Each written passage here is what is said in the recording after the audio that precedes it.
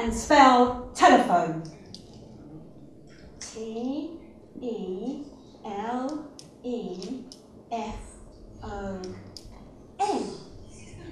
No.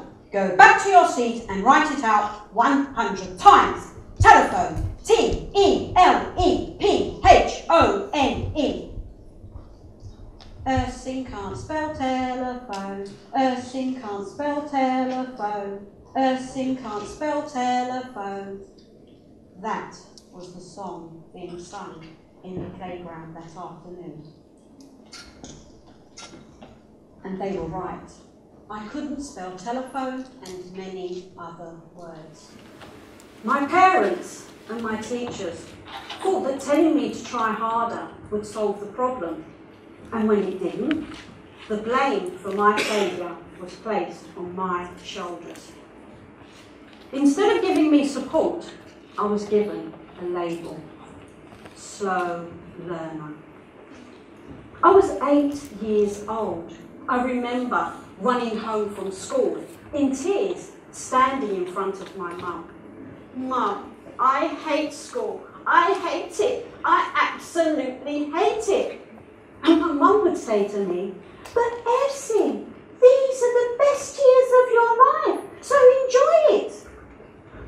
I wasn't sure what I should be enjoying, the bullying or the labels. Because school life for me was more like a judicial system, a court, a place where you go if you've committed a crime, a place where there's a judge, a jury and witnesses, a place where you'll receive a sentence.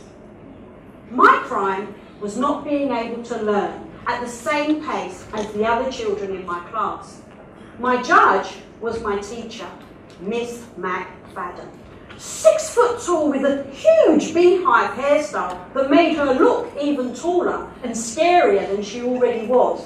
And she spoke with an awfully posh accent that made her stand out like a sore thumb. Because we lived in the East End of London, where everyone spoke with a right Cockney accent. Have you ever come across a Miss McFadden in your life? There were witnesses to my crime. The class bullies, who were quite willing to give evidence against me. Ersin's stupid, because whenever Miss asks her to go to the blackboard and spell a word, she fails. Ersin's lazy, because Miss keeps telling her to try harder. Ersin's slow, because whenever Miss asks her to stand up and read in front of the class, she takes so long, Miss tells her to sit back down. I had a good defence team. My parents, hard-working people, but nowhere near strong enough to stand up to the Chief Judge, Miss McFadden, who would continuously send home reports stating, Ersin could do considerably better if she paid attention. Ersin needs to try harder. My trial was a lengthy one that continued throughout my school life. From time to time, the judges and the witnesses would change. But the evidence against me continued to mount up. Until a lot later on in life, and then the judgment day arrived. I failed my end-of-year exams. And I was sentenced to a lifetime of self-doubt and shame. My confidence was in turmoil. Until a lot later on in life, I discovered I wasn't stupid, I wasn't lazy, I wasn't slow. I was dyslexic, which meant that like millions of other dyslexic people around the world, I processed information using the right side of my brain. Developmental dyslexia is a learning difficulty that affects over 15% of the population. Dyslexic children have a normal or above average IQ, but most will fail at school due to a lack of understanding and support. I believe the Miss McFaddens of the world have an awfully lot to answer for. Don't you agree? Yes. I demand a retrial. I demand my self-confidence to be replenished. I demand my university degree.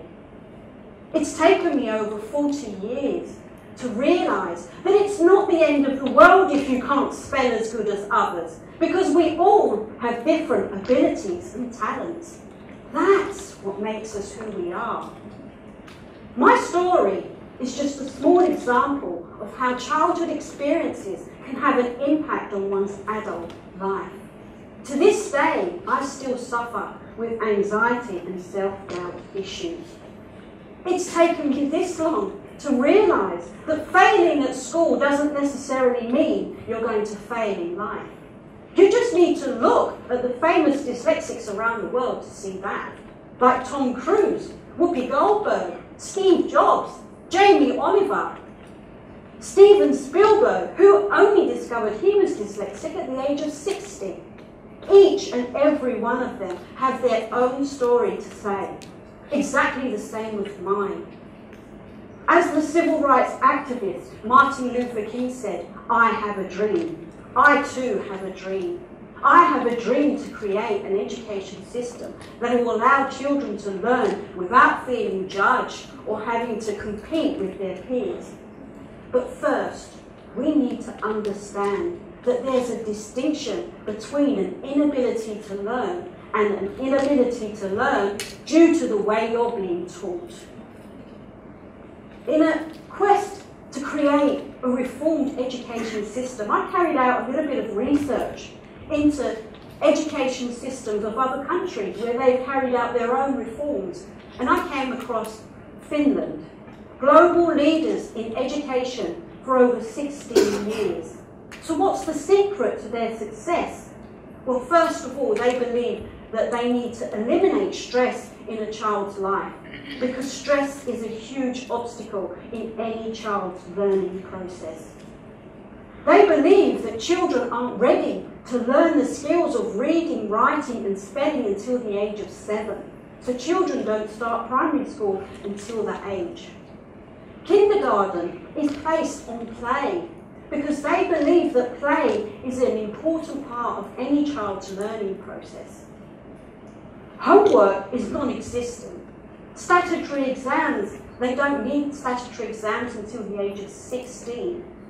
Private education and tuition is non-existent. All the children go to the state schools. Teachers have to complete an initial 5-year master's degree in order to qualify as a teacher, but in return, they will get prestige and higher pay. Within the theme of today's event, I hope that I've been successful in creating a small spark within your hearts so that you can actually help me bring about a reformed education system for children that will embrace them and allow them to learn the joy of learning, that will allow them to use all their senses to be able to have creative learning.